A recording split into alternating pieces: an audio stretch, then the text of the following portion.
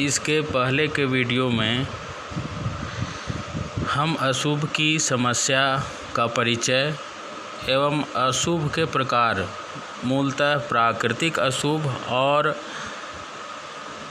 नैतिक अशुभ की चर्चा किए थे। इस वीडियो में हम ईश्वरवादियों के द्वारा अशुभ की समस्या के समाधान में दिए गए तर्कों की चर्चा करेंगे। ईश्वरवादियों ने अशुभ की व्याख्या करते समय विभिन्न तर्कों का प्रयोग किया है। इनमें पहला है कि अशुभ मानव के संकल्प स्वातंत्र्य के दुरुपयोग का परिणाम है। कुछ ईश्वरवादियों का कहना है कि ईश्वर ने मानव को संकल्प स्वातंत्र्य प्रदान किया है। मानव ने संकल्प स्वातंत्र्य का दुरुपयोग किया, जिसके फलस्वरूप अशुभ का विकास हुआ। ईसाई धर्म ने भी अशुभ को मानव संकल्प स्वातंत्र्य का दुरुपयोग कहा है। इस धर्म के अनुसार ईश्वर ने लोगों को संकल्प स्वातंत्र्य दिया, जिससे वे स्वतंत्रता पूर्वक किसी एक संकल्प को चुनने में समर्थ हो सके हैं। अर्थात या तो लोग ईश्वर को प्यार करें या घृणा करें, आदर करें या अनादर करें, किसी दूसरे जीव को दुख पहुंचाएं या सुख पहुंचाएं, कल्याणकारी काम करें या दुष्टता की काम करें। ये सब मनुष्य के संकल्प स्वातंत्र्य पर आधारित है। चूँकि मानव ने ईश्वर के प्रति अनादर या घृणा का प्रदर्शन किया, जिसके फलस्वरूप संसार में अशुभ व्याप्त है। यह अशुभ का कारण स्वयं मानव है। उपयुक्त विचार के समर्थन में मिल ने भी कहा है कि अशुभ का कारण मनुष्य की स्वतंत्रता है। उन्होंने कहा कि संसार में अशुभ मनुष्य को दुष्टता के कारण पैदा होता है। मनुष्य स्वतंत्र है, जिसका मतलब यह है कि अशुभ और अशुभ दोनों कार्यों को करने के लिए स्वतंत्र है। इस प्रकार अशुभ मनुष्य की स्वतंत्रता का एक अपरिहार्य परिणाम है। इस युक्ति के विरुद्ध में कांट ने आलोचना की है।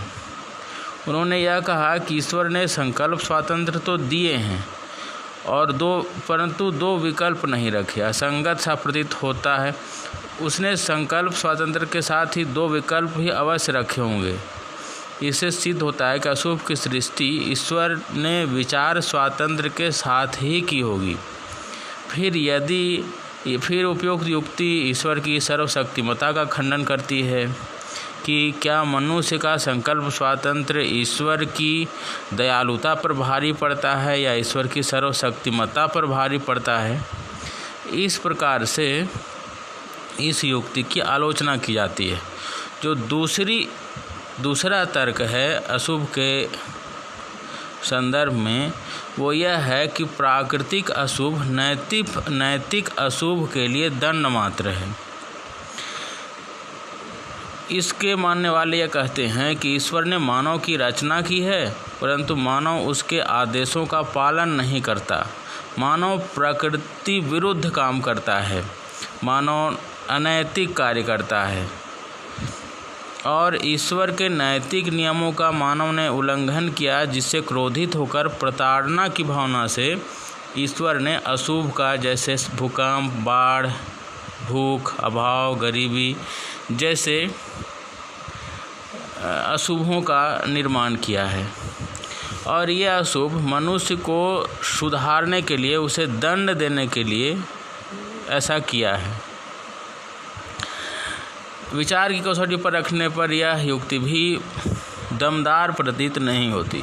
यदि प्राकृतिक अशुभ नैतिक अशुभ के लिए दंड स्वरूप है, तो प्राकृतिक अशुभ से सिर्फ उन व्यक्तियों को ही क्षति पहुंचनी चाहिए थी जिन्होंने नैतिक अशुभ किया है। परंतु प्राकृतिक अशुभ तो कोई भेद ही नहीं करता। वह एक शिशु के साथ भी वही व्यवहार करता है जो एक प्रौढ़ के साथ भी, एक धार्मिक व्यक्ति के साथ भी वही व्यवहार करता है जो एक क्रूर व्यक्ति के, पापी व्यक्ति के साथ ही। भूकंप या ज्वालामुखी जितना एक सन्यासी के लिए क्षतिकारक हो सकता है, उतना ही एक साधारण व्यक्ति, एक पापिक व्यक्ति के लिए हो सकता है। इसलिए यह भेद संगत नहीं है। तीसरी युक्ति है कि प्राकृतिक अशुभ सफलता में सहायक है। प्राकृतिक अशुभ हमारी सफलता में साधक है, बाधक नहीं है। अगर विश्व में अशुभ नहीं होता तो विश्व की प्रगति रुक जाती। अशुभ की महत्ता को स्वीकार करते हुए डॉक्टर राधाकृष्णन ने कहा है कि विश्व अपूर्णता के अभाव में स्थिर है, रिक्त है, अगतिशील है। जब एक बच्चा चलना सीखता है तो वो गिरता है, परंतु फिर भी चलता रहता है और अंत में वह चलना सीख लेता है। गिरना उसके चलने का बाधक नहीं है। दुख, अभाव, चुनौतियाँ आदि मनुष्य के आत्मिक विकास के लिए सहायक हैं। भूख की पीड़ा से त्रस्त होने पर मानव भोजन का उपक्रम करता है और भोजन का उपक्रम करने के पश्चात मिलने के पश्चात वह सुखी महसूस करता है। इस प्रकार यह अशुभ एक तरीके से सुख का पूरक है, परंतु यह भी एक सीमित अर्थों में सत्य प्रतीत होता है, क्योंकि यह देखा जाता है कि कुछ अशुभ जो ऐसे होते हैं जिनसे जो मनुष्य को सुधरने का, सुदृढ़ होने का, सुखी होने का मौका ही नहीं देते। तो ऐसे में वैसे अशुभों की विवेचना कैसे की जा सकती है, यह प्रश्न उत्तर नहीं दे पाता। फिर चौथा युक्ति है कि अशुभ शुभ के मूल्य को बढ़ाने के लिए आवश्यक है, क्योंकि यदि कष्ट का अनुभव न हो तो सुख तो आराम निरर्थक हो जाता है। भूख का अनुभव न हो तो भोजन का महत्व समाप्त हो जाता है। इस प्रकार अशुभ शुभ के मूल्य को बढ़ाने के लिए आवश्यक है। इसमें भी वही युक्ति लगती है कि केवल मूल्य बढ़ाना है, वहाँ तक तो ठीक है, लेकिन जो बड़े बड़े अशुभ हैं, जो विपुल राशि में हानि पहुँचाते हैं, संहारक होते हैं, वह उनका क्या उद्देश्य होता है? उनका उद्देश्य तो सुख के मूल्य को बढ़ाना नहीं हो सकता। पांचवी जो युक्ति है वो अशुभ का कारण स्वयं मनुष्य है, क्योंकि कुछ घटनाएं प्राकृतिक रूप में घटित होती हैं। मनुष्य वहाँ स्थित होता है, उसे प्रभावित होता है, इसलिए उसे अशुभ प्रतीत होता है। परंतु यदि मनुष्य वहाँ न रहे, वहाँ से दूर रहे, तो उसके लिए यह अशुभ कारक नहीं होगा। जैसे बाढ़ आना, नदियों में बाढ़ आना एक प्राकृतिक घटना है, जिससे किसी व्यक्ति के हानि लाभ का कोई अर्थ नहीं रहता, कोई उद्देश्य नहीं रहता, वो उसकी नियति है। परंतु यदि हम नदियों के पेटी में, नदियों के तली में यदि हम घर बनाएं, आवास बनाएं, रहें और बाढ़ आए तो वो सब कुछ बहा के ले जाएगी, तो हम वहाँ स्थित हैं, इसलिए हमें अशुभ लगा।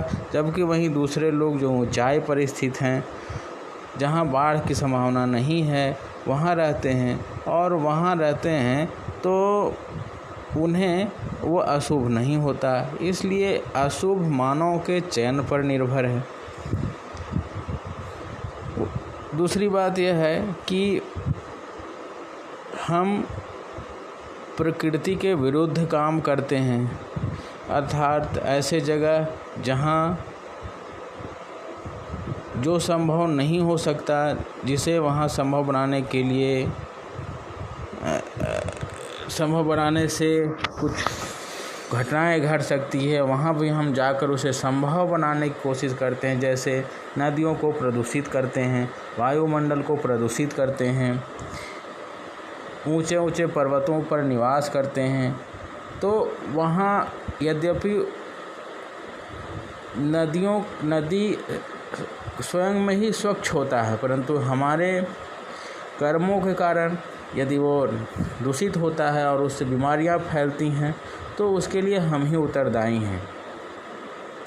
इसी प्रकार यदि बर्फ़ या पहाड़ के ऊंचे स्थानों पर वहाँ बर्फ़ और ठंडा पड़ना वहाँ एक नियति है, एक प्राकृतिक स्वरूप है उसका। परंतु यदि हम वहाँ जाकर रहें और वहाँ निवास करें और हम वहाँ मृत्यु को प्राप्त हो जाएं, तो इसमें तो मेरी ही गलती है, क्योंकि वह बर्फ़ तो मेरे पास नहीं आया, हम बर्फ़ के पास गए। इस युक्ति में बहुत हद तक कुछ सच्चाई प्रतीत होती है, परंतु वहीं नैतिक अशुभ जो होते हैं उनकी व्याख्या उतने सही तरीके से नहीं हो पाती है। फिर भी यह बात तो तय है कि मनुष्य जैसा कार्य करता है, प्रतिक्रिया स्वरूप उसे वैसे ही परिणाम भुगतने पड़ते हैं। और चूँकि मानव एक संकल्प स्वतंत्र, युक्त और विवेकशील प्राणी है, इससे अगर ये सही गलत काम करता है तो उसका सही गलत परिणाम भी भुगतना पड़ता है। परंतु यदि हम इसे समग्र रूप में देखें तो यह एक समग्रता में देखने पर यह प्रतीत होता है कि यह कहीं न कहीं हमारे कर्म, हमारी मानसिकता, हमारी एक्टिविटी से ही जुड़ी हुई चीज़ है। परंतु यदि हम इसे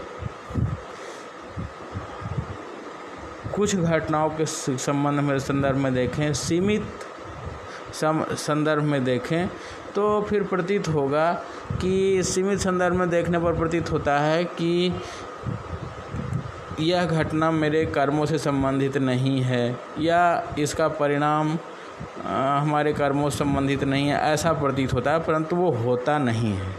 ये अशुभ की समस्या के समाधान में ईश्वरवादियों द्वारा प्रदान किया गया कुछ तर्क था, जिसकी चर्चा मैंने की। धन्यवाद।